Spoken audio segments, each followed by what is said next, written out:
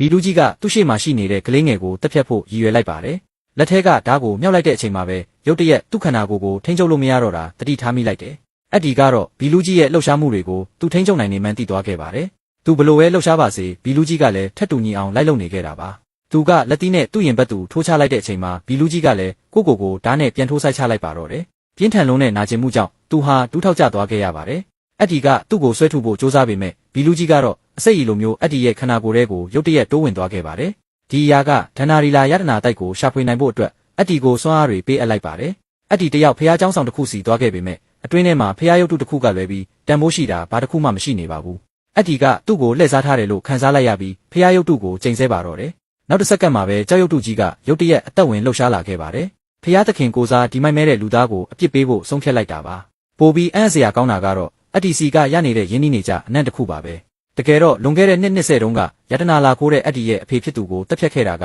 ဒီရုပ်တုကြီးပဲဖြစ်နေပါတယ်။အခုတော့အတီကိုထွက်ပြေးဖို့အခွင့်အရေးပေးခဲ့ပေမဲ့အတီကညှင်းဆန်ခဲ့ပါတယ်။သူကသူ့ဖေအတွက်လက်စားချေခြင်းစိတ်တစ်ခုရဲ့သာရှိနေတာပါ။ရုပ်တုကြီးရဲ့လက်တိကျဝင်ရောက်လာတဲ့အချိန်မှာပဲအနက်ရောင်တစ်ချက်ကဝတ်ထားတဲ့ကောင်လေးကရုပ်တုကြီးရဲ့ခြေထောက်ပိုင်းကိုတပြိုင်နက်တည်းဝင်ရောက်တိုက်ခိုက်လိုက်ပါတယ်။ရုပ်တုကြီးကခန္ဓာကိုယ်ကြီးမားပေမဲ့လို့တိုက်ခိုက်မှုတိုင်းကိုလွယ်လွယ်ကူကူပဲရှောင်တိန်နိုင်နေပါတယ်။ဒါကြောင့်လက်စားချေလိုသူတို့နှစ်ယောက်ပေါ်မှာဖိအားတွေအများကြီးကြားရောက်လာပါတော့တယ်။ရုပ်တုကြီးရဲ့လေပင်ပိုင်းရိုက်ချက်ကြောင့်အနက်ရောင်တစ်ချက်ကဝတ်ကောင်လေးရဲ့ခန္ဓာကိုယ်ဟာအပိုင်းပိုင်းအဆော့ဆကွဲကြေသွားခဲ့ပါတယ်။ကံကောင်းတာကသူဟာပြန်လဲကူစားနိုင်တဲ့စွမ်းအားရှိနေပေမဲ့အရွယ်စားအရန်กว่าချလုံးတာကြောင့်သူတို့ခမညာရှောင်တိန်ပြီးစုတ်ခွာနေုံကလွဲလို့မတက်နိုင်ကြပါဘူး။ရုပ်တုကြီးကအတီကိုဖမ်းဆွဲဖို့လှုပ်လိုက်တဲ့အချိန်မှာပဲတန်ချက်ကလူကလက်ထဲကဓာတ်နဲ့ရုပ်တုစီပစ်ပေါက်လိုက်ပြီးခံစစ်ချက်ဝတ်တွေကိုပိုင်းဖြတ်လိုက်နိုင်ပေမဲ့အသေးလဲထိုးနှက်ချက်တော့မဖြစ်ခဲ့ပါဘူး။အနက်ရောင်တန်ချက်ကလူရှုံနေတော့မဲ့အချိန်မှာပဲအတီက6ကန်းပါအဆုံးမှာရှိနေတဲ့ဓာတ်ကိုဆွဲယူလိုက်ပါတယ်။သူကအဲ့ဒီဓာတ်နဲ့ရုပ်တုကြီးကိုအာကုံသုံးပြီးထိုးဆိုင်လိုက်ပေမဲ့ဒီတိုက်ခိုက်မှုကအလွယ်တကူပဲပြစ်ပြဲသွားခဲ့ပါတယ်။သူလည်းပဲသူ့ဖေလိုမျိုးကံကြမ္မာဆိုးနဲ့ကြုံတွေ့ရလိမ့်မလားဆိုတာကိုတော့